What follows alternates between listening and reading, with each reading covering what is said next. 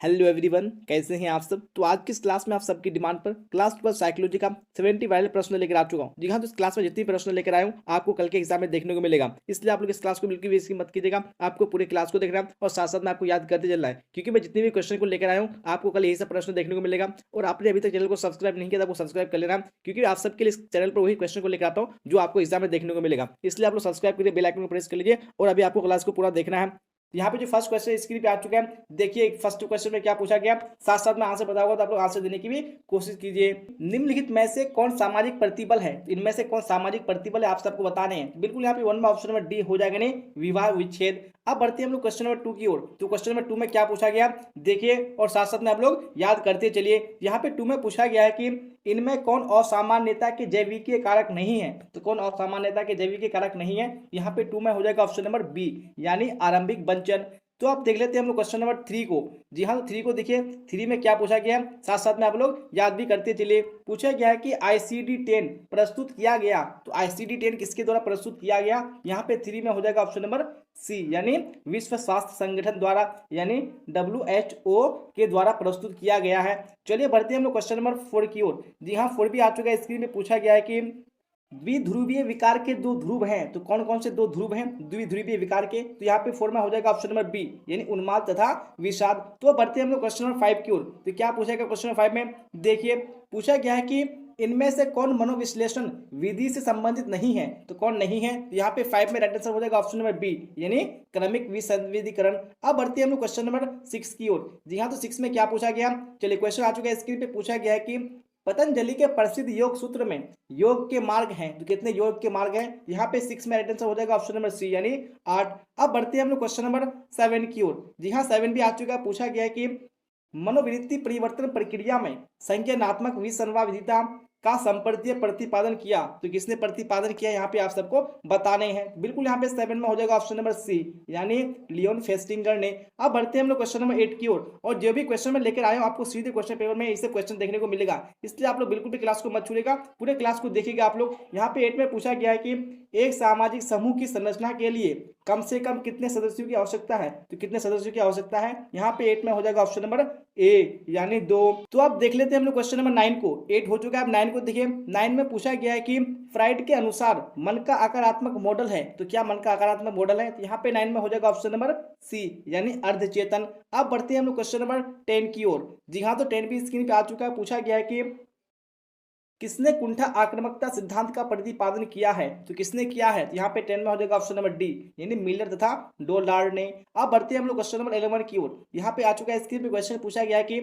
निम्नांकित में किससे ध्वनि को मापा जाता है। जी हाँ, तो किससे ध्वनि को मापा जाता है, यहाँ पे हो जाएगा आपका ऑप्शन नंबर सी, यानी डेसिबेल से। अब बढ़ते हैं हम लोग क्वेश्चन नंबर 12 की ओर। क्या पूछा गया क्वेश्चन नंबर 12 में, निम्नांकित में कौन मनोवृत्ति का तत्व नहीं है। तो इनमें से कौन मनोवृत्ति का तत्व नहीं है, तो यहाँ पे 12 में हो जाएगा ऑप्शन नंबर सी, यानी स्मृति। अब बढ़ते हैं हम लोग क्वेश्चन नंबर 13 की ओर। यहाँ पे 13 भी स्क्रीन पे आ चुका है। क्या पूछा गया है, रेशनल इमोटिव चिकित्सा का प्रतिपादन किसने किया। जी हाँ, तो किसने किया है, यहाँ पे 13 में हो जाएगा ऑप्शन नंबर सी, यानी अल्बर्ट इल्लिस ने। अब बढ़ते हैं हम लोग क्वेश्चन नंबर 13 हो चुका है। 14 को देख लेते हैं। 14 में पूछा गया है कि जिन व्यक्तियों की बुद्धि लब्धि 80 से 89 के बीच होती है उन्हें कहते हैं। तो उन्हें क्या कहते हैं, यहाँ पे 14 में हो जाएगा ऑप्शन नंबर बी, यानी मूड कहते हैं। अब बढ़ते हैं हम लोग क्वेश्चन नंबर 15 की ओर। क्या पूछा गया 15 में, फ्राइड के अनुसार इलेक्ट्रा की अवधि में लड़कियां प्रतियोगिता करती है। जी हाँ, तो किससे करती है, 15 में हो जाएगा ऑप्शन नंबर सी, यानी माँ से करती है। अब क्वेश्चन नंबर 16 को देखिए। क्या पूछा गया 16 में, टाइप सी व्यक्तित्व का प्रतिपादन किसने किया। किसने किया है टाइप सी व्यक्तित्व का प्रतिपादन, यहाँ पे हो जाएगा आपको ऑप्शन नंबर बी, यानी मॉरिस ने। अब बढ़ेंगे हम लोग क्वेश्चन नंबर 17 की ओर। जी हाँ, 17 आ चुका है। पूछा गया है कि एक ध्रुवीय विषाद का पूरा नाम क्या है। तो क्या नाम है एक ध्रुवीय विषाद का, यहाँ पे 17 में हो जाएगा ऑप्शन नंबर ए, यानी विषादी मनोविकृति। अब बढ़ते हैं हम लोग क्वेश्चन नंबर 18 की ओर। यहाँ पे 18 भी आ चुका है। पूछा गया है कि प्रतिभाशाली बालकों की सबसे बड़ी विशेषता है। तो इनमें कौन सी विशेषता है प्रतिभाशाली बालकों की, तो यहाँ पे आपका राइट आंसर हो जाएगा ऑप्शन नंबर ए, यानी सूझ। अब बढ़ते हैं हम लोग क्वेश्चन नंबर 19 की ओर। 19 में पूछा गया है कि किसने व्यक्तित्वशील गुण उपागम को केंद्रीय महत्व दिया है। तो किसने दिया है, यहाँ पे 19 में हो जाएगा ऑप्शन नंबर बी, यानी ऑलपोर्ट ने। अब क्वेश्चन नंबर 20 को देख लेते हैं। 20 में पूछा गया है कि निम्नांकित में किसे अपराध शास्त्र का पिता कहा गया है? जी हाँ, तो किसको कहा गया है? तो यहाँ पे 20 में हो जाएगा ऑप्शन नंबर बी, यानी लोम्बराजी को। अब क्वेश्चन नंबर 21 को देख लेते हैं, क्या पूछा गया है 21 में? किसने सर्वप्रथम रूढ़ि युक्तियों का प्रयोग किया? दिखा तो किसने किया है? यहाँ पे 21 में हो जाएगा ऑप्शन नंबर ए, यानी वाल्टर लिपमैन ने। अब क्वेश्चन नंबर 22 को देख लेते हैं। 22 में पूछा गया है कि एक प्रभावी मनोवैज्ञानिक की विशेषता है, इनमें कौन सी प्रभावी मनोवैज्ञानिक की विशेषता है? यहाँ पे 22 में हो जाएगा ऑप्शन नंबर डी, यानी इनमें से सभी। अब क्वेश्चन नंबर 23 को देखते हैं, क्या पूछा गया 23 में? निम्नलिखित में कौन सहयोग तथा प्रतियोगिता के निर्धारक है? तो इनमें से कौन सहयोग और प्रतियोगिता के निर्धारक है? यहाँ पे 23 में हो जाएगा ऑप्शन नंबर डी, इनमें से सभी। अब क्वेश्चन नंबर 24 को देखते हैं, क्या पूछा गया 24 में? निम्नलिखित में कौन मनोवृत्ति संघटक है? इनमें से कौन मनोवृत्ति संघटक है? यहाँ पे 24 में हो जाएगा ऑप्शन नंबर डी, इनमें से सभी। अब क्वेश्चन नंबर 25 को देखते हैं, क्या पूछा गया 25 में? रेवेल का प्रगतिशील मात्रिक परीक्षण है एक एक कैसा परीक्षण यहाँ पे आपको बताने हैं? तो 25 में हो जाएगा ऑप्शन नंबर बी, यानी समूह परीक्षण। अब क्वेश्चन नंबर 26 को देखते हैं, क्या पूछा गया क्वेश्चन नंबर 26 में? आनंद सिद्धांत निर्देशित होता है, तो किससे निर्देशित होता है? तो यहाँ पे 26 में हो जाएगा ऑप्शन नंबर बी, यानी इदम से। अब क्वेश्चन नंबर 27 को देख लेते हैं, पूछा गया कि शेल्टन के व्यक्तित्व प्रकार में नहीं है, इनमें से कौन शेल्टन के व्यक्तित्व के प्रकार नहीं है? तो 27 में हो जाएगा ऑप्शन नंबर डी, यानी कृषिकाय। अब क्वेश्चन नंबर 28 को देखते हैं, क्या पूछा गया 28 में? पूछा गया है कि मनोवृत्ति निर्माण का मुख्य निर्धारक है, तो कौन मनोवृत्ति निर्माण का मुख्य निर्धारक है? तो यहाँ पे 28 में हो जाएगा ऑप्शन नंबर डी, यानी प्राथमिक सामाजिकरण। अब क्वेश्चन नंबर 29 को देख लेते हैं, क्या पूछा गया क्वेश्चन नंबर 29 में? फटाफट से आप लोग आंसर देने की कोशिश कीजिए। इनमें से कौन सा गुण एक सफल मनोवैज्ञानिक के रूप में आवश्यक नहीं है? तो कौन सा गुण आवश्यक नहीं है? यहाँ पे 29 में हो जाएगा ऑप्शन नंबर ए, यानी प्रभावी बोलना। अब बढ़ेंगे हम लोग क्वेश्चन नंबर 30 की ओर। 29 हो चुका है, 30 को देख लीजिए, क्या पूछा गया 30 में? साथ साथ में आप लोग याद करते चलिए। बाजारू स्थलों या सामाजिक स्थलों से अयुक्ति संगत भय को कहते हैं, तो कौन क्या कहते हैं यहाँ पे आपको बताने हैं? तो 30 में हो जाएगा ऑप्शन नंबर सी, यानी एगोराफोबिया कहते हैं। आप क्वेश्चन नंबर 31 को देखिए, 31 में पूछा गया है कि मानसिक दुर्बलता का मुख्य कारण है, तो इनमें से कौन मानसिक दुर्बलता का मुख्य कारण है? यहाँ पे राइट आंसर हो जाएगा ऑप्शन नंबर डी, यानी इनमें से सभी। आप क्वेश्चन नंबर 32 को देख लेते हैं, 32 में क्या पूछा गया? जी हाँ, तो क्वेश्चन स्क्रीन पे आ चुका है। पूछा गया कि स्टैनफोर्ड बीने स्केल का प्रथम संशोधन वर्ष है, तो कौन सा वर्ष है? यहाँ पे 32 में हो जाएगा ऑप्शन नंबर ए, यानी 1916। अब क्वेश्चन नंबर 33 को देख लेते हैं, 33 में क्या पूछा गया? चलिए याद करते चलिएगा आप लोग साथ साथ में। पूछा गया है कि जिस बच्चे की बुद्धि लब्धि 35 से 49 होती है, उसे किस श्रेणी में रखा जा सकता है? तो कौन सी श्रेणी में रखा जा सकता है? यहाँ पे 33 में हो जाएगा ऑप्शन नंबर बी, यानी साधारण मानसिक दुर्बलता।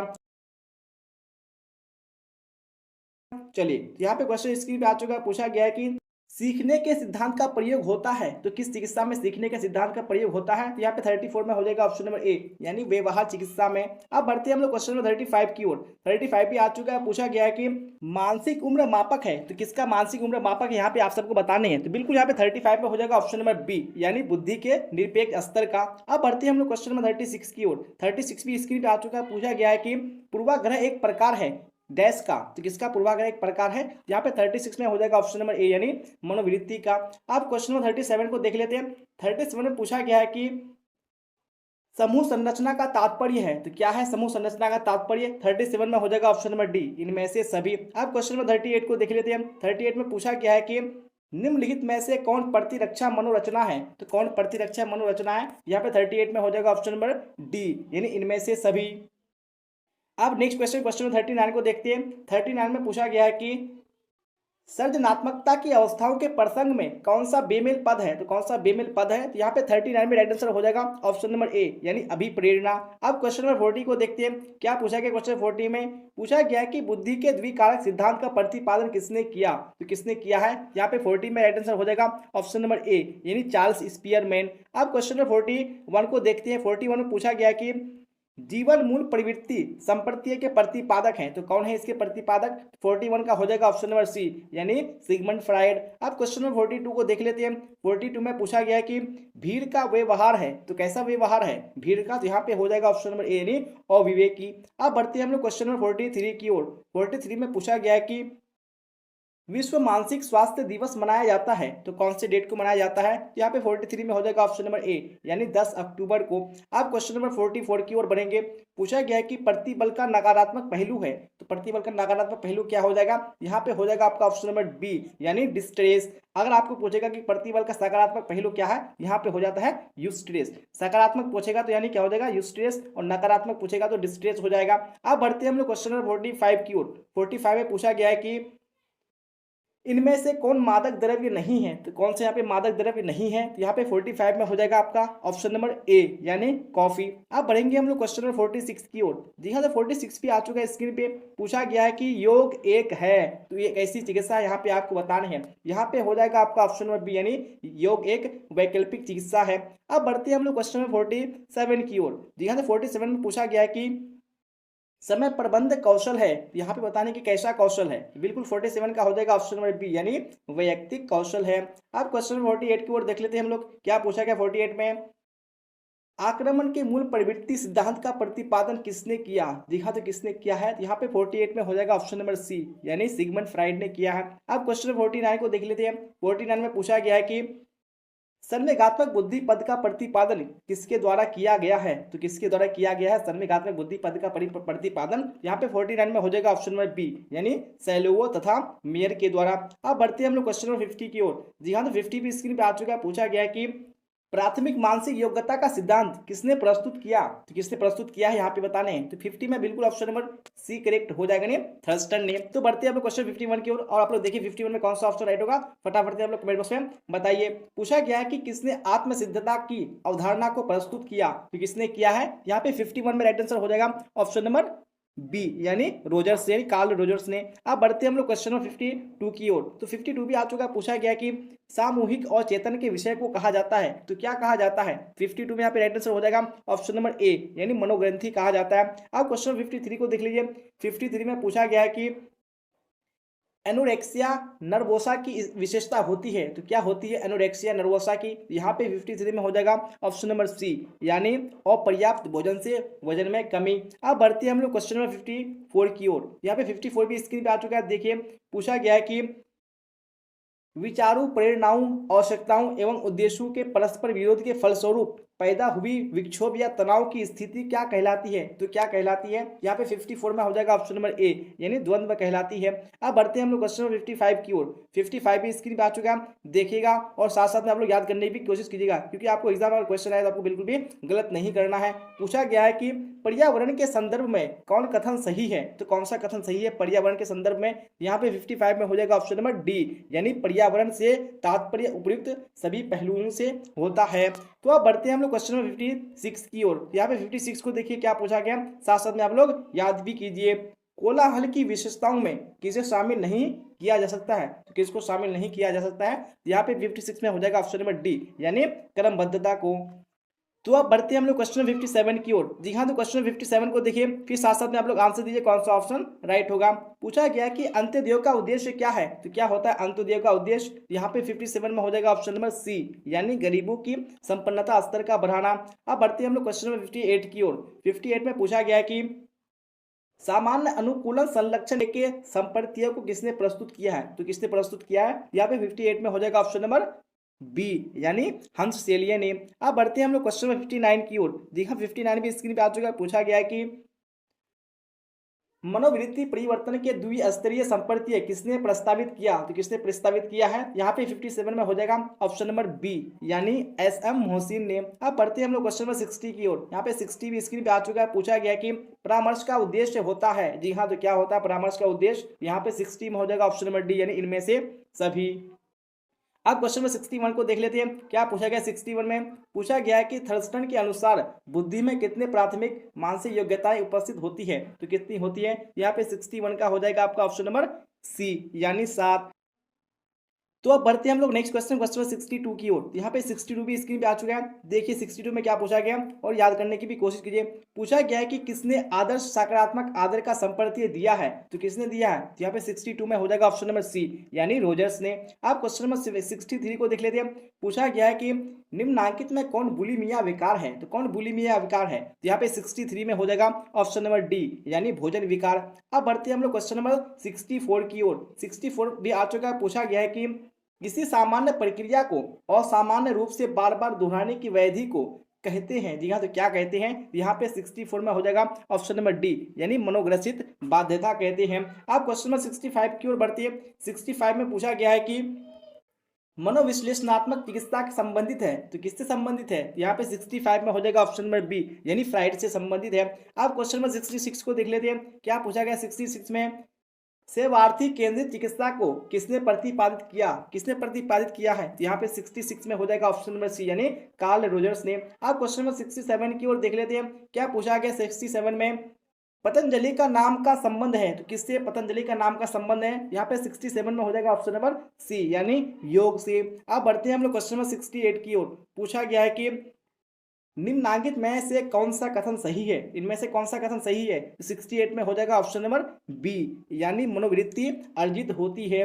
अब बढ़ते हैं हम लोग क्वेश्चन नंबर 69 की ओर। यहाँ पे 69 भी इसकी बात चुका। पूछा गया है कि पूर्वाग्रह में घटकों की संख्या होती है, तो कितनी घटकों की संख्या होती है? तो 69 में हो जाएगा ऑप्शन नंबर ए यानी 3। अब बढ़ते हैं हम लोग क्वेश्चन नंबर 70 की ओर, जो कि आज की इस क्लास का आखिरी क्वेश्चन है। क्या पूछा गया है? मनोवृत्तियों के निर्माण पर सामाजिक कारक के भूमिका पर बल दिया। जी हाँ, यहाँ पे बताने की किसने दिया है? यहाँ पे 70 में हो जाएगा ऑप्शन नंबर ए यानी बंडूरा ने। जी हाँ, तो इसी क्वेश्चन के साथ मैंने आज की इस क्लास में आपको साइकोलॉजी का उन सभी क्वेश्चन कवर कराया जो आपको सीधे एग्जाम में देखने को मिलेगा। इसलिए आपने पूरे क्लास को नहीं किया तो आपको फिर से कर लेना है, और क्लास अच्छी लगी हो तो आपको लाइक कर देना है और अपने दोस्तों में हर हाल में शेयर कर देना है। और आपने इस चैनल को अभी तक सब्सक्राइब नहीं किया तो आपको बिल्कुल भी देरी नहीं करना है, क्योंकि अगर आप एग्जाम से पहले इसी तरह के सभी सब्जेक्ट का क्वेश्चन चाहते हैं तो आपको टाइम पर मिल पाएगा। इसलिए आप लोग सब्सक्राइब कर लीजिए और बेल आइकन को भी प्रेस कर लीजिए। तो यहाँ तक बने रहने के लिए आप सबका धन्यवाद। फिर मिलते हैं हम लोग अगली क्लास में। Till then bye bye, tata, see you on the next class.